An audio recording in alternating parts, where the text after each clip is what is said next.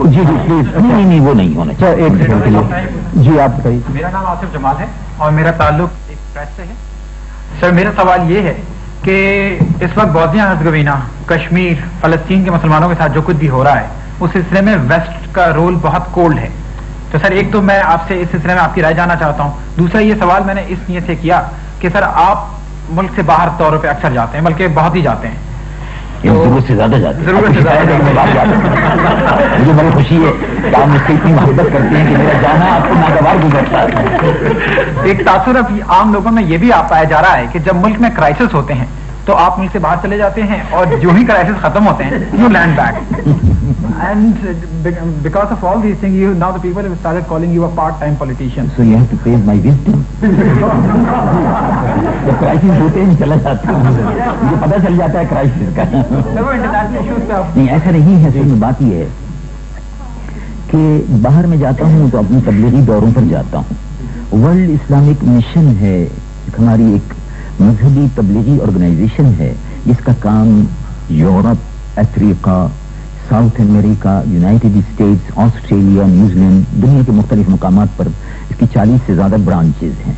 और मैंने अल्हम्दुलिल्लाह एम्स्टर्डम, डेन हाग में हमारा एक बहुत बड़ा कॉलेज हमने खोला हुआ है और एक बड़ी अजीम शान मस्जिद तौबा के नाम से ये पहली मस्जिद है जिसका संग बुनियाद अपनी जमीन पर यहूदियों की मुखालफत के बावजूद जामे मस्जिद तौबा एम्स्टर्डम में हमने बनवाई। तो और इसी तरह से स्कूल भी वहां खोल रहे हैं। यानी जिस तरह से रोमन कैथोलिक्स और दूसरे मिशन स्कूल खोलते हैं ऐसे हम स्कूल भी खोल रहे हैं। तो नॉर्वे में सबसे पहली मस्जिद, नॉर्वे में कोई मस्जिद नहीं थी, हॉलैंड में कोई मस्जिद नहीं थी। वर्ल्ड इस्लामिक मिशन को ये शरफ हासिल हुआ और मुझे ये शरफ हासिल हुआ कि मेरे हाथों से उसका संग बुनियाद रखा गया। तो लंदन में, लेस्टर में, मैनचेस्टर में, नॉर्वे के सदर मकाम ऑस्लो में और एम्स्टर्डम में, डेन हाग में और इस तरह से पेरिस में, कल्ब पेरिस में, वस्त पेरिस में और इस तरह से ऑस्ट्रेलिया में और सुरीनाम, साउथ अमेरिका और न्यूयॉर्क में, लास्ट ईयर न्यूयॉर्क में एक बड़ी अजीम शान मस्जिद का ब्रुकलिन में हमने संग बुनियाद रखा।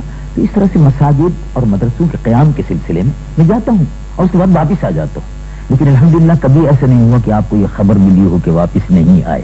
अगर मौलाना वहाँ हैं या आपको ऐसा नहीं महसूस हुआ होगा कि मौलाना वहाँ हैं जहाँ से हमको उनकी खबर नहीं आती। जी एक मिनट दीदी जी आप बताइए।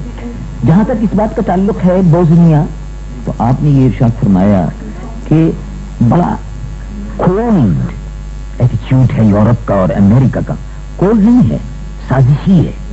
वो चाहते हैं कि मुसलमानों को खत्म करें, वो चाहते हैं कि अफगानिस्तान में बदअमनी हो ताकि पाकिस्तान का ताल्लुक सेंट्रल एशिया की रियासतों से न हो सके। वो चाहते हैं कि कराची में भी बदअमनी हो ताकि ये पोप जो है ये 6 रियासतों को वस्ते एशिया की सहूलत फराहम न कर सके। वो चाहते हैं कराची में भी बदअमनी रहे, वो चाहते हैं अफगानिस्तान में भी बदअमनी रहे, मुसलमान आपस में लड़ते रहें और 6 मुसलमान रियासतें जो हैं उनका राब्ता मास्को और यूरोप से टूटने न पाए।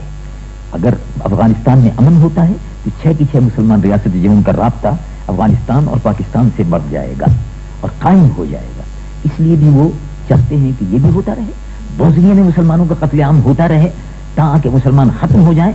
स्पेन के बाद अब वो यूरोप में किसी भी मुसलमान रियासत का वजूद बर्दाश्त करने के लिए तैयार नहीं है। खुली भी हकीकत कश्मीर में क्या हो रहा है?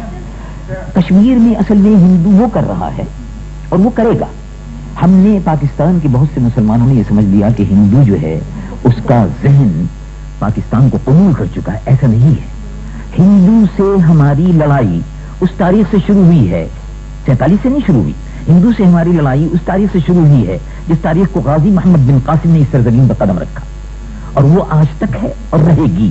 तो सुलह कभी नहीं हो सकती।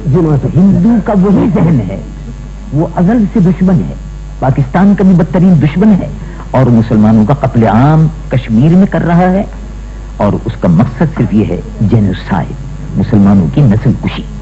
जिस तरह स्पेन में मुसलमानों को सफाया किया गया, इसी तरह से वो उसी नक्शे कदम पर चलते हुए सबसे पहले कश्मीर में सफाया कर रहा है, उसके बाद पूरे हिंदुस्तान से उनका सफाया करेगा।